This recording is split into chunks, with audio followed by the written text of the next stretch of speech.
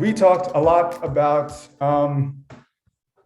what is difficult about this process, but a lot of us are educators and a lot of us know a decent amount about this. So consider the following situation. Bigfoot, he's working in an office space, and his boss, Edward, has created kind of a class about how to find mythical creatures in the wild. He's never taught this class before, and he comes to you for advice. How do you think he should begin to build his course? And, kind of inherent in that question is what has worked for you? Let's take a few minutes to think about it. We'll come together in those few minutes. If you want to share in chat, if you want to speak out loud, please feel free. And Bigfoot looks rather dapper in that suit.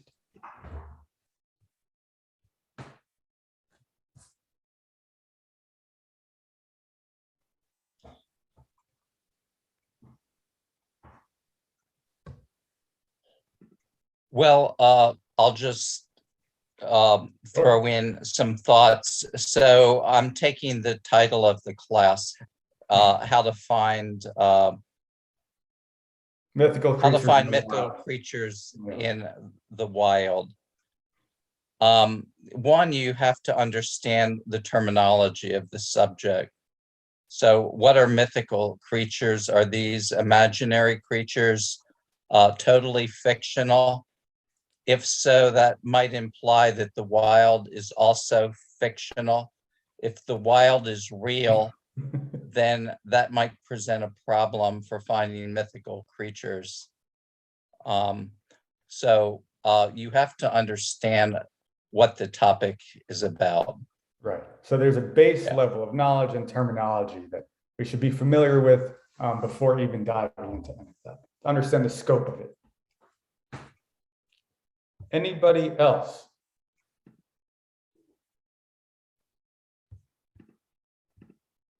I would say knowing who the audience is, who are we teaching?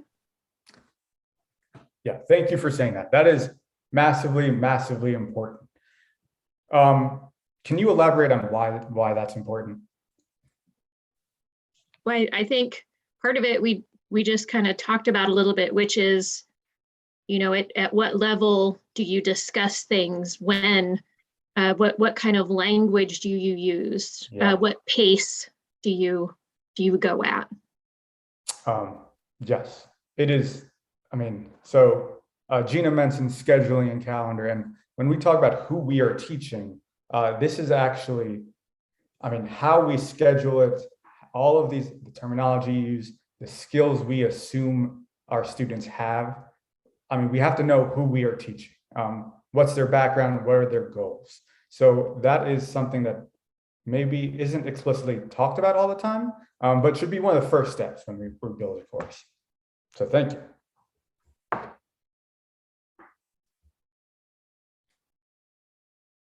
I will give another minute and then I will dive in. If anyone wants to share, feel free.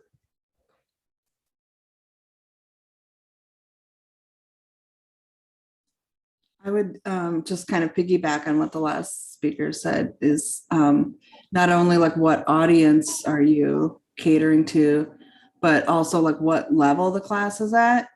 Like, is this an intro to mythical creatures, or is it like, the third or fourth in a series? And I apologize if she already covered that. No, that's 100% right. So just in my own experience, I am teaching right now in a 100 level course, like an intro to psych course, and then a 200 level course.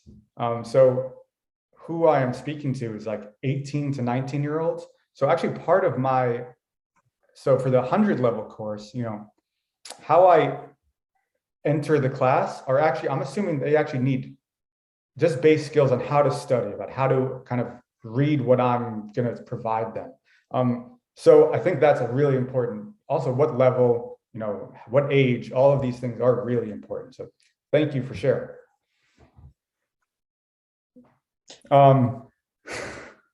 So can I just throw in, know quickly, you're teaching a psychology class.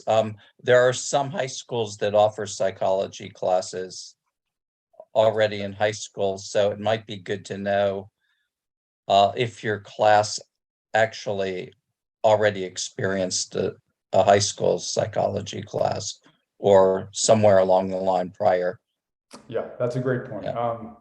You know, I admittedly haven't done this, so, but what could be helpful is I've seen other people, which I do think this is a good move, actually send out a survey before they even start the class to see how much exposure they have to a topic, what they want to know getting out of the topic, what do they know right now, and that kind of actually helps them shift kind of the schedule they have to an extent. You're not going to completely transform it, but it's good information to know.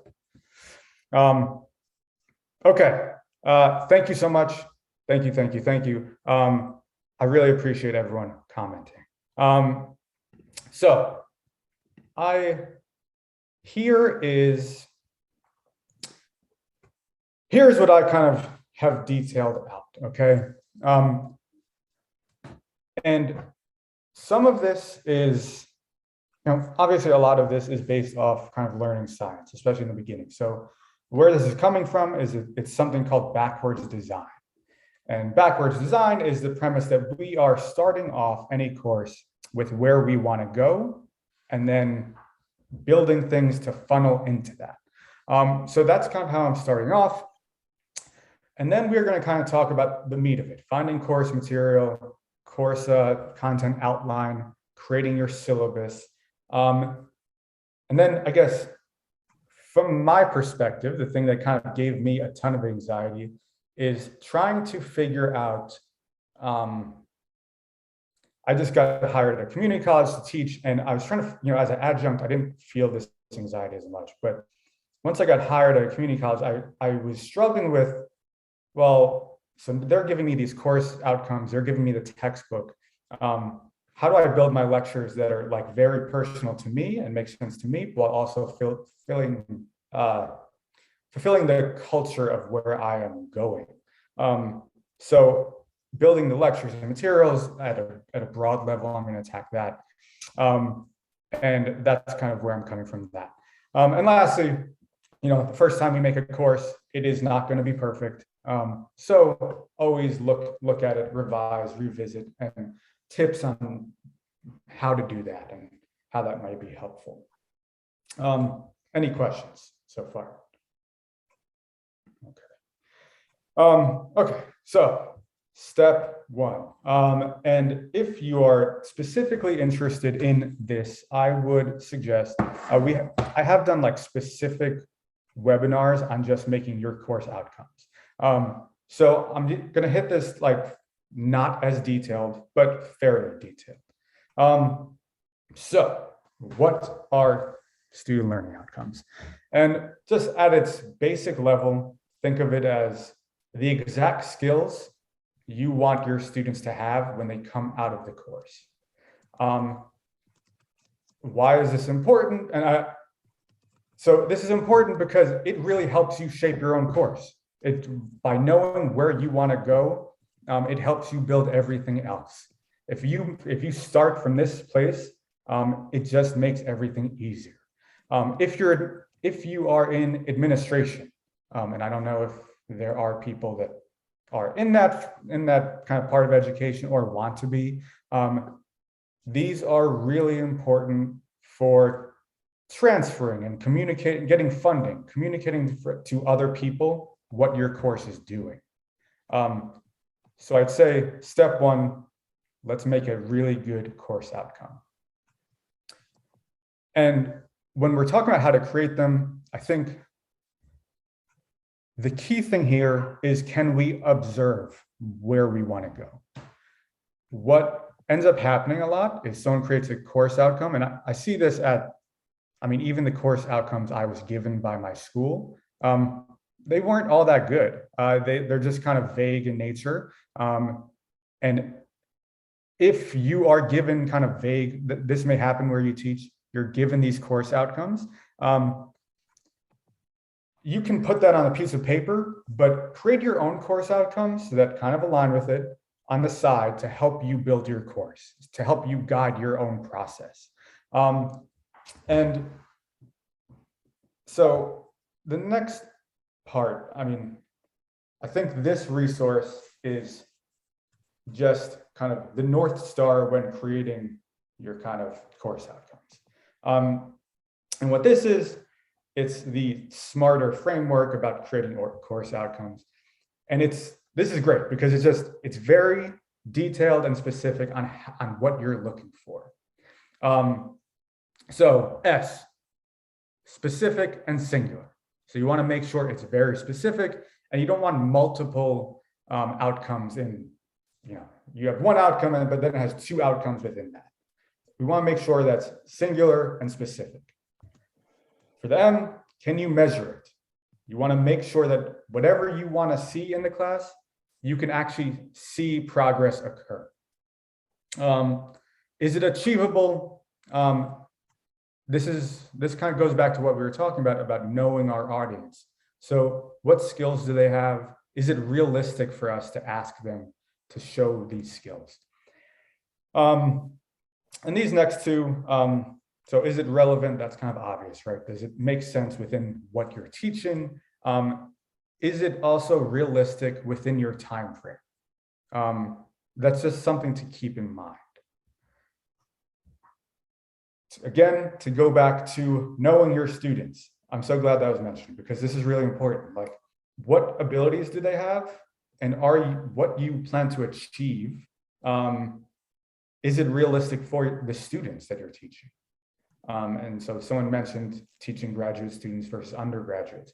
Well, this is where, when we're talking about learning outcomes, this is something to keep in mind. That's going to change depending on who you're teaching. And again, I think just one of the most important things is taking time to reflect on your own about what is the true value of your course. When the students leave your course, how do these skills relate to their everyday life?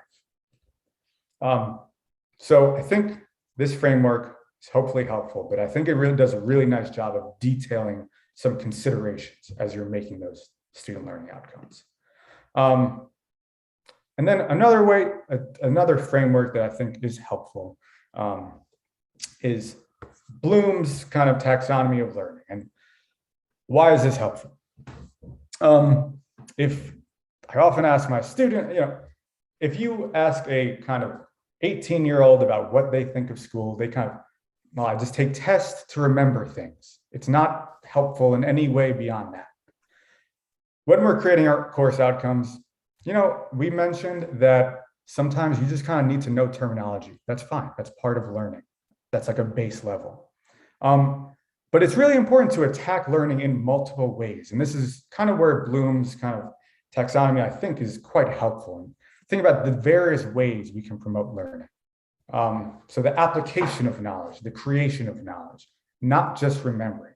So again, if you have this next to you, it's just a quick reminder to make sure that the assignments you make, what you want to get out of the class is not just remembering terminology or remembering facts, but actually going far beyond that. So creating a kind of good course will attack this in multiple levels. I also want to give you like an example of something that you may see as a learning outcome, and what it looks like to actually improve it and make it specific, make it kind of singular. So if I'm teaching research methods, which I've done before, I've seen, students will learn how to conduct an experiment.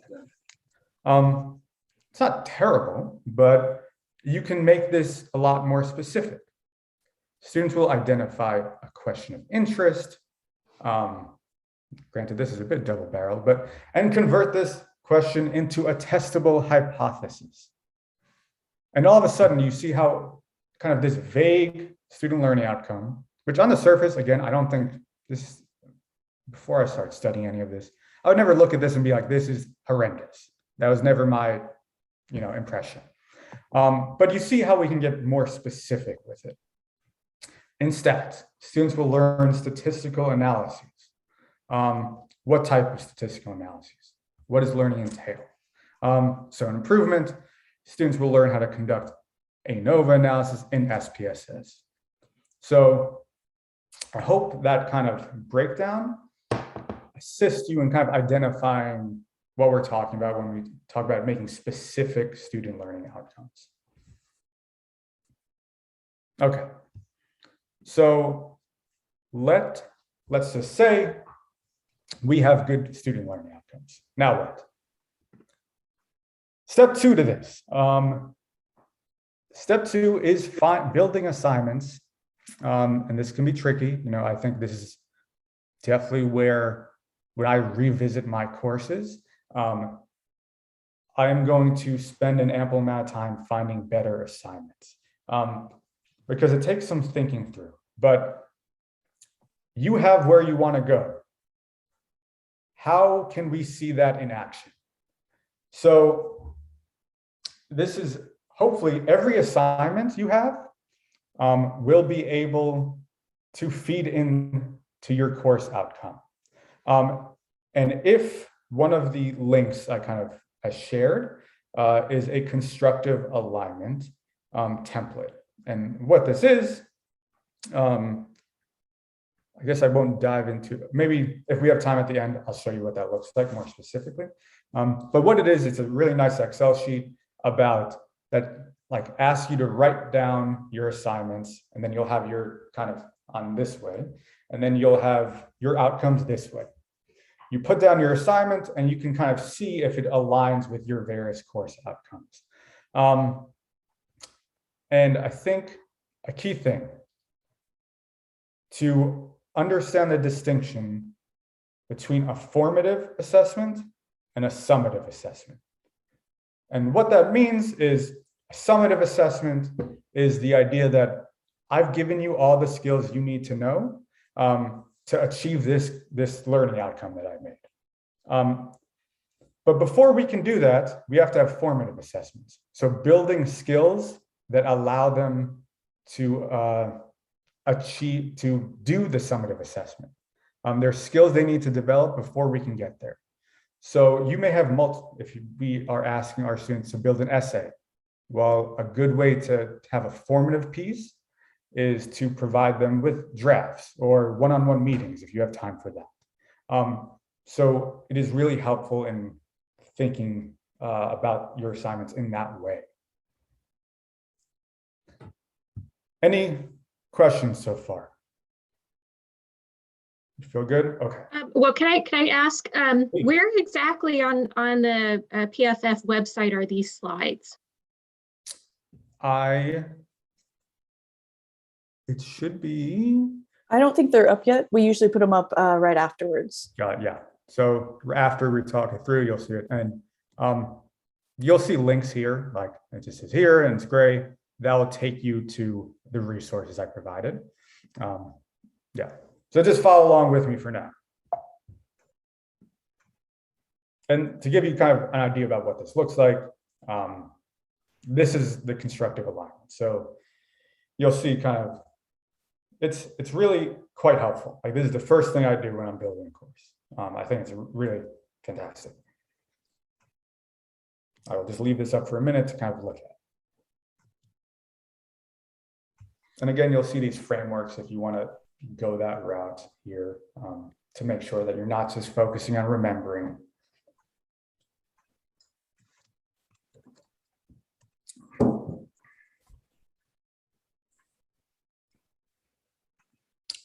Does everyone feel good about this? Will be available to you, but can I move forward? Okay. Okay.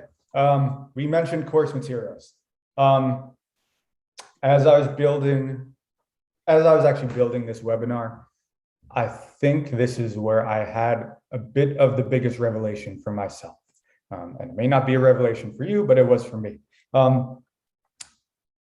Basically, I was assigned a textbook that I didn't like that much. It just didn't resonate with me. I'm teaching community college students, and it was a ton of detail, and I didn't think it distilled information that well. With that in mind, I started off a few of my like lectures and stuff. I felt like I had to kind of teach from the textbook. And the more I did it, I thought kind of the more my teaching was suffering as a result. I would suggest if you are given a textbook and you don't like it, if you like it, wonderful, use it. No issue there. But if you don't like it, I can't suggest OER textbooks, so that's open resource textbooks. And what these are is they are free to everyone to look at. Add this as a supplementary material on your syllabus. Again, it's free. And when you get the slides, you can hit this section here, and it will take you to like these databases where you can look for open resource textbooks. For finding course materials, I think the best advice is to find course materials that you like, that align with you. So much of teaching is finding your connection to what you are teaching. Just in terms of, if you're assigned a textbook, identify what topics you have to discuss. And there's a billion different resources talking about those topics. Utilize them. Do not feel like you have to be stuck to any textbook you're given. Just know what main broad topics you have to discuss, and feel free to go outside of that and find your connection to the material. I started doing this and it's made a big difference. It has helped me understand the concept. Sometimes you're given topics that you actually don't know that much about.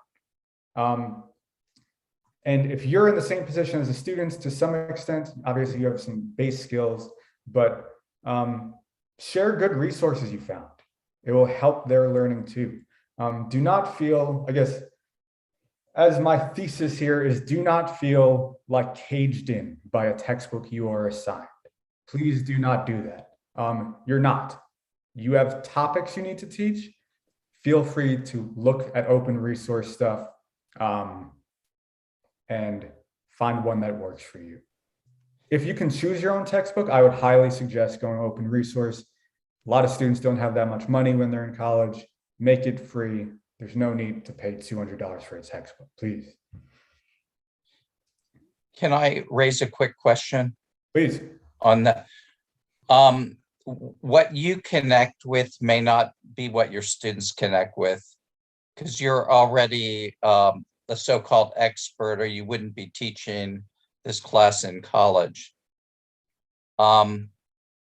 So in terms of picking out the text and material, it's also a question of not just what the teacher connects with, but what the students are going to connect with. It's a great point. Yeah. I'm glad you brought up that distinction. When I say connect, I'm glad you brought this up because I don't want this to be misconstrued. When I say connect, part of my connection to something is that it discusses the topic in a simple, very simple way. I'm not looking for textbooks that like necessarily interest my advanced understanding of a topic. I just want it, is it simple? Is it straightforward? But yes, your point is 100% valid and entirely important. Look at it through the eyes of your student, and that should be part of the connection. So thank you for bringing that up. And this is kind of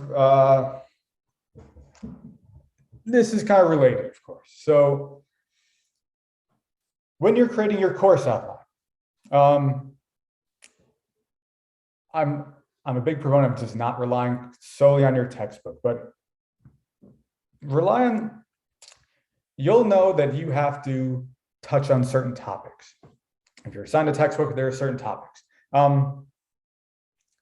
The thing I do want to emphasize is there is a feeling, I guess, when you're teaching that you have to touch on every topic discussed.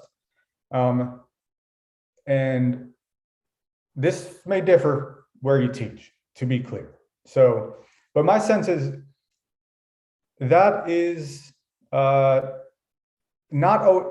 feel like you have to touch on every topic there is, okay? There are ways you have to think through, like, what are the main topics that need to, if you have to miss a week or two or a topic or two, you can make that supplementary material. Don't feel like you have to teach everything under the sun if it's going to hurt your actual teaching of what you have to teach. So again, a lot of these like outside forces that we feel like influence our teaching, just make sure you're teaching the things well. Don't feel like you have to teach everything, okay? So think about that as you're kind of making it. Also, I think a way to kind of, at least for psychology, what has been helpful is like the American Psychological Association actually acknowledges this point. So it's been a little easier for me, but it acknowledges that for most psychology textbooks, there are kind of 18 different topics to talk about. And it actually gives a suggestion on things to cut because it fits things in like a biological psychology, social psychology, and it tells you to hit like 2 of these. And it made it very easy for me to cut out a few topics. So I think if you don't have something that straightforward, which most of us don't, think through, free write about why you think the course is important, how it kind of impacts students' lives, what's the story being told, and within that story, within that narrative, what is absolutely essential to know. Again, I want to emphasize teaching well, not just teaching everything.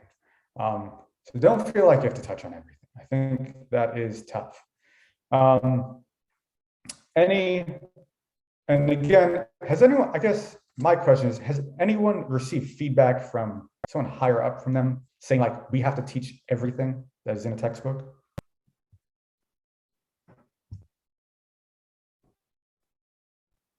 So apparently not. I've just never received that feedback. So, do with that information as you wish. Teach things well. Go for depth, not breadth. Okay. Creating your syllabus. I am not going to touch on this too much. The reason why is because there's a lot of different steps. A few things to keep in mind. Some of these syllabi just sound very stern and not inviting. I think at PFF, what we've done a good job at is doing our best to promote that people that want to be educators really think about the tone that they're setting with their syllabus. It's the first thing a student looks at. Making sure it is inviting. The thing that obviously gets students freaking out is grading. So do your best to make grading clear, making sure your course schedule is detailed and organized. Especially for new students, make sure that the students know what resources are available on campus. So many students are not dying to talk to outside people, or they just keep to themselves, but make sure that they know what's available to them. So spend some time on your syllabus, like providing links to student resources that may be helpful to them. And the reason why I'm not going to go nuts with the syllabus design is because once you get the slides, you can go here, and we have a very extensive checklist that we use to evaluate other people's syllabi. And I think it will be quite helpful to take a look at that. And that will detail like what we look for. Doesn't mean you have to follow everything, but from our perspective, the best way to kind of design a syllabus can be found at that. So that is that.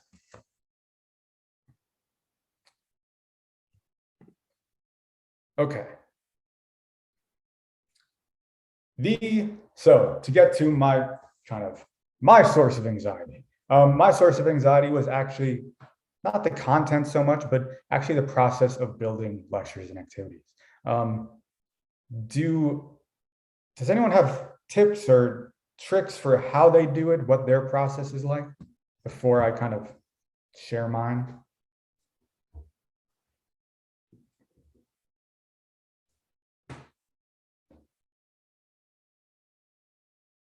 If not, that's also totally okay.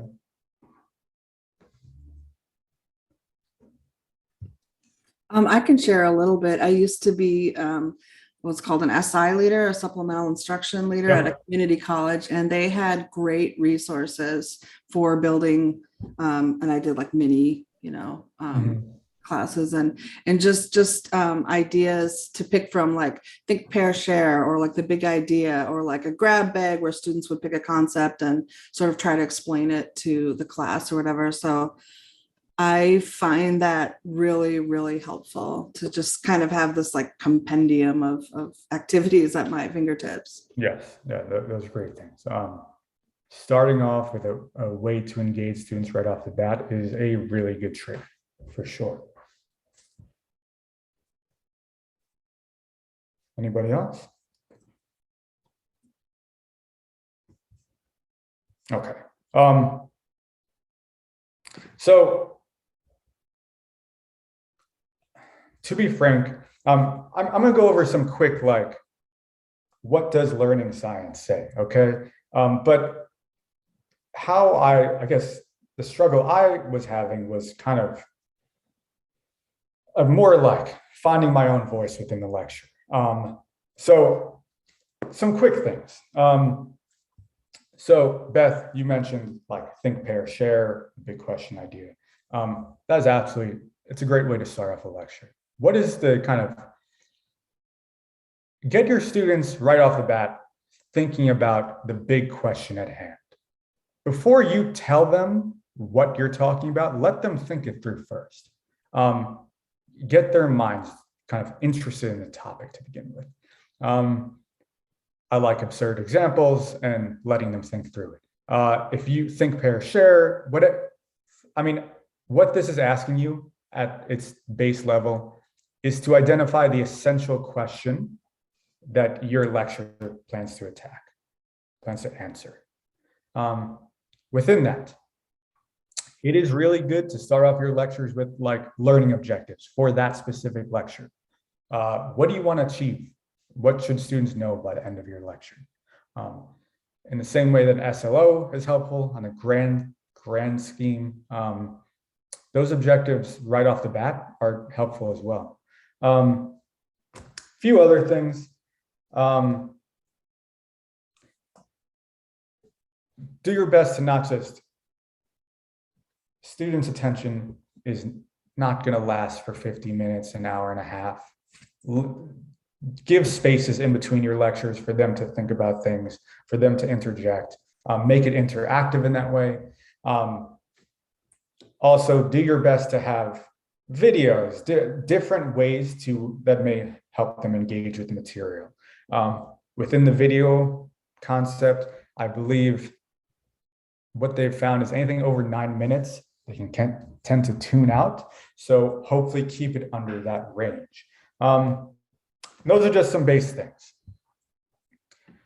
The thing I would like to talk about though, is finding your voice within a lecture, finding your voice within the materials you build.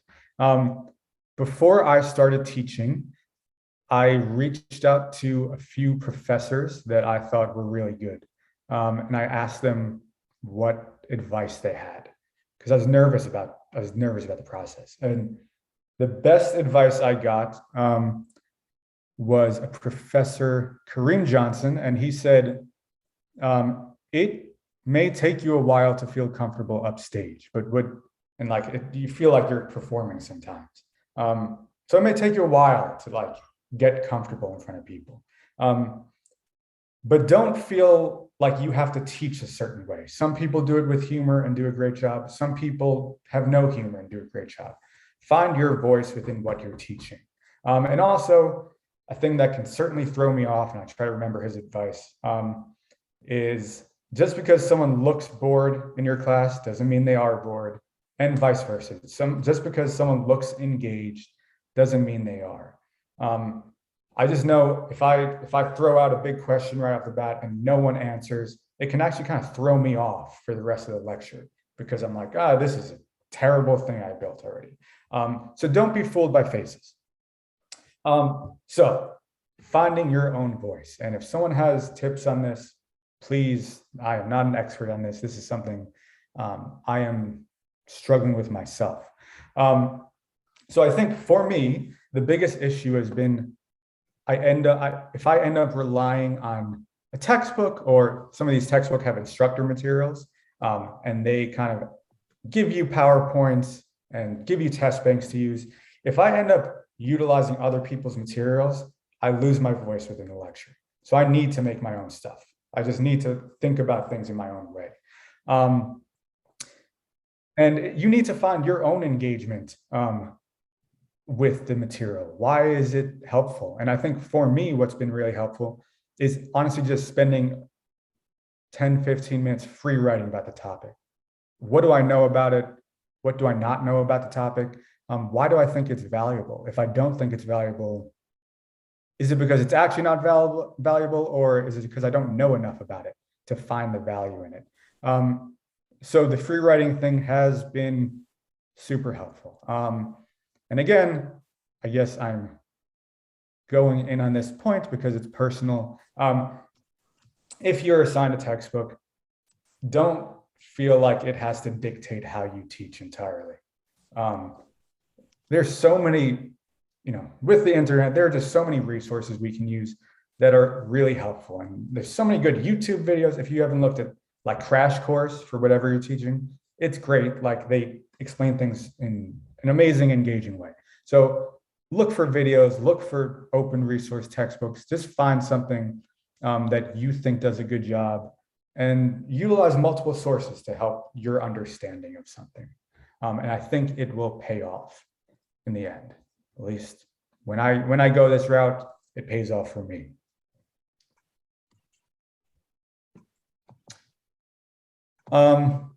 And really the last thing is, don't put a lot of pressure to make the perfect class the first time around.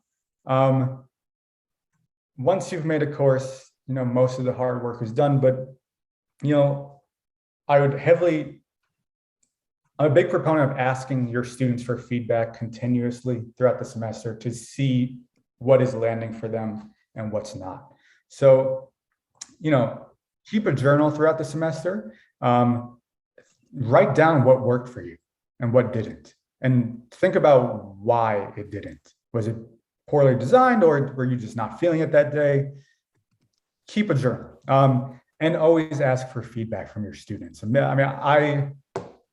At the very least, a mid-semester feedback to just gauge how's it going. I'd suggest not just relying on the end of course teacher evaluations. Add a few and see if you are living up to what you want to live up to. And again, revisit the course. Have other things changed? I know psychology is that we're having a replication crisis. So a lot of ideas that we have about the human mind are changing rapidly. So keep up with trends in your field and continually think about how to improve the course.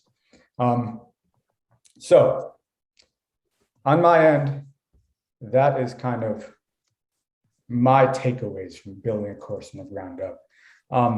Does anybody have anything else to add that they'd like to share? Because I am not, I'm sure a lot of people have some good ideas as well. Hi, I'd like to share. My name's Heather Huffman. I'm a PhD candidate in economics at CGU, and I've had the good fortune of having some incredible professors, to work with them as their teaching assistant. And also at Pepperdine, when I was getting my master's, I was able to teach like some econ intro courses to help students catch up. But one thing that I've really enjoyed, and I think my students do too, and I've seen this as it's worked as an effective way to kind of get a gauge of the students' expectations, when they and give them an opportunity to develop, and practice their own kind of, being a lecturer. So first day of class, after we go over the main topics and, areas of like focus for this class, for example, like economics of management. So we're going to start with theory of the firm and COAS, and then move on to entrepreneurship, and then the trade-offs of compensation styles, things. So given these main topics, what I ask every question or student to write down, what in particular interests you in any of these areas? What would you like to take away or learn more about in particular in this over in the course of this class? And so then after going through them, I invite them to have 30 minutes or 45 minutes in an upcoming class to present and kind of give a guest lecture talk on something specific that they really want to get out of this course, and fit it in. So the students get a chance to work on that, or have an opportunity to participate in that way. And then we also have the benefit of being able to cater when it comes time to studying different thoughts of schools of thought of entrepreneurship, for example, that we cover Kerzner versus Schumpeter, for example, and then they get to participate in it. So that's been really fun. And doing it early, first, second class, make sure that you're able to plan for it accordingly. For sure. Thank you for sharing. That is indeed a great idea. You are kind of co-creating with your student by doing that. And also, I think the thing you learn when you start teaching is when you have to teach something yourself, you kind of learn it in a totally different way. Absolutely. So that is a great technique. So thank you for sharing that. Thank you. And we can continue, if other people have advice, please jump in. But let me just quickly go over this. If you have specific questions, feel free to make an appointment with us. You can get in contact with us 50 different ways, right? So take a look at that. And also, just to know that we are doing a half decent job, or if there are ways to improve, please take this poll.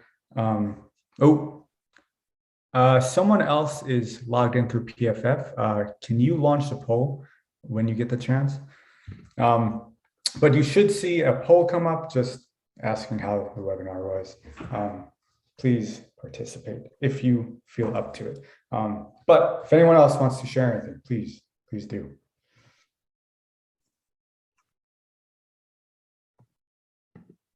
Also, there's a few more webinars coming up.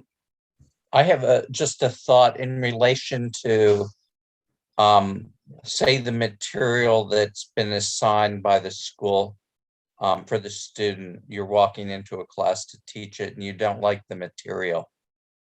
Mm-hmm. So what are you going to do? Because I'm assuming you're going to have the students read the material the school has assigned for the class.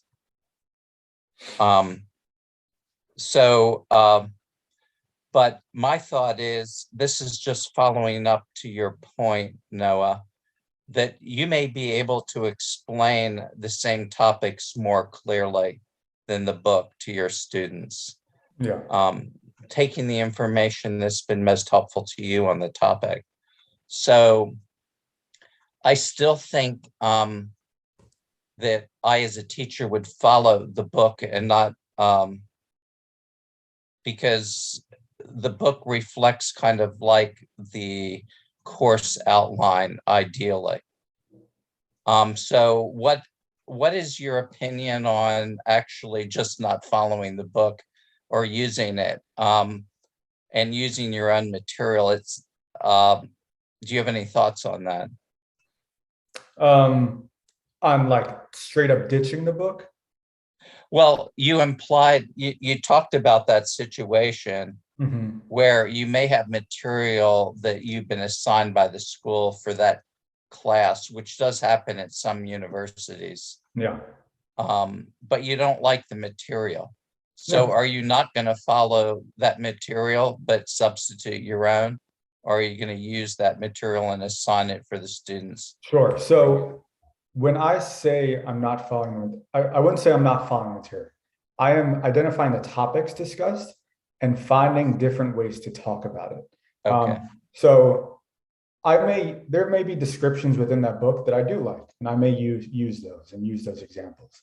But what I may rely on are, other textbooks or other resources that describe it in a simpler way, or what I view to be a simpler way.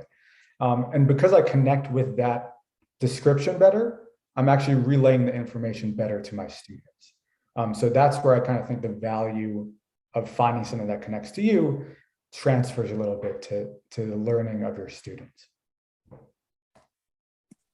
Hi, this is Heather again. I can I add one more thing. I also, there's like with principles of micro, for example, yeah, there are fundamental texts that, are often assigned, but I've learned as a elder millennial that there's these websites now where if you use the one part with textbooks that I now completely avoid and do not never use as a resource are the suggested questions in the end of the chapter, or any of the exams or quizzes that come with the instructor's manuals, because those are already solved and available for everybody, sometimes free, sometimes you have to pay, and that is online. And I try to create questions similar, but that are not found anywhere else, so the students at least have to work a little bit to solve those problems, as opposed to this new trend that is of finding everything with just a click of a button and having Right. it solved and worked out for you online. Thank you I had no idea that was the case. So thank you for sharing. Oh yeah, Chegg Noted. is a publicly traded Chegg.com, and it's 12 billion something estimate worth. It's wild. The students pay for a subscription. There's also the free one, and you can have these problems solved for you right away. Wow, I am on wildly demand. out of the loop. So thank you for letting me know that. That is good to know. Thank you.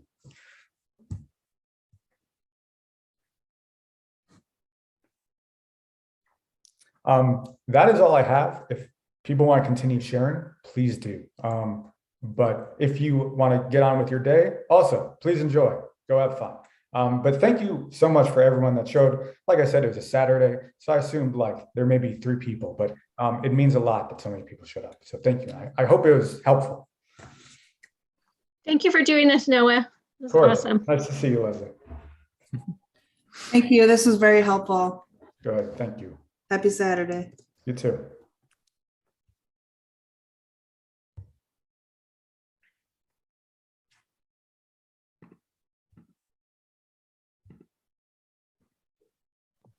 Are you still on? Can I ask a question? Please. Yeah. Jonathan raised a point earlier about when you're given certain outcomes that you may not like, you can write your own goals. So my question is, how do goals differ from outcomes? Because it may be the same, 2 different words explaining, pointing to the same concept, goals or outcomes. So maybe this is a question more for Jonathan, because he made that comment in chat to substitute. Sure. Jonathan, do you want to elaborate? Yeah, I got that piece of advice from Shelby, so she'll know most about it. But the way I understand it, you're going to call it course goals, but they're going to be course learning outcomes, basically. They're your course learning outcomes that you want to bring in and make sure you address. And it's just like a substitute in the case that your department hands you learning outcomes and they say you can't change them. You add your own goals in there to get around that. Yeah, so basically what it is, sometimes classes have, just a couple learning outcomes that are very vague. They're not well written. And so you want to show your students what they are going to be learning, what they'll be able to do by the end of the course. And so sometimes you can just call them learning goals, and that gives them much more direction. And it gives you more direction when you're building your course as well. So it's just kind of a little bit of a workaround. You still need to teach to the whatever learning comes the department has given you, but you can always add the goals as well for more clarity, and just to make sure that you have direction, your students have direction, and it's a bit more clear. It's just a bit of a workaround when sometimes either they're not clear, they're not measurable, or there's not enough learning outcomes too. So anyway, yeah. Thank you. Because sometimes they're super vague, like, students will score 75% on such and such test or something like that. And in that case, if you're designing a course, how can you do a constructive alignment or make sure your assessments and stuff are lining up if you don't have specific learning outcomes? So you really have no choice in that position other than to make goals or something else.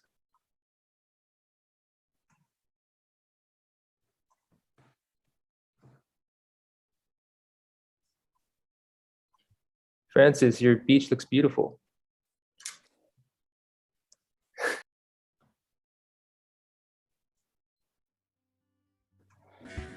Thank you so much. It's my beach. That's one nice thing about online learning. You can be anywhere, even the beach, right? Yeah, yes, exactly. Yeah, we're traveling for so much cheaper right now. Yeah. It's no more expensive.